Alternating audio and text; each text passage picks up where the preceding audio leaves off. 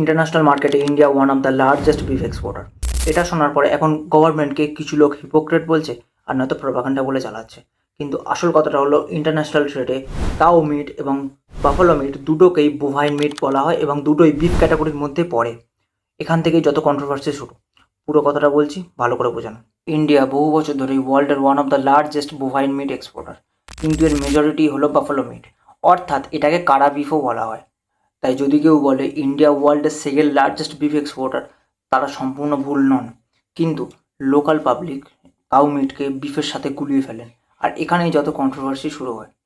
আর পলিটিক্সে এই কনফিউশনটাই হলো সব থেকে বড় ওয়েপেন। এক পক্ষ ওয়ার্ল্ডের সেকেন্ড লার্জেস্ট বিফ এক্সপোর্টার বলে চিৎকার করে আর গভর্নমেন্টকে টার্গেট করে, আর অপর পক্ষ এটাকে ডিফেন্ড করে কি না এটা বাফেলো মিট কাউ মিট নয়। অর্থাৎ পাবলিকের কাছে কোনো ট্রুথ পৌঁছয় না, পৌঁছয় সিলেক্টিভ ন্যারেটিভ। আর এখান থেকেই যত সমস্যার সৃষ্টি হয়। ধর্মীয় দিক থেকে দেখলে এটি খুবই সেন্সিটিভ ম্যাটার।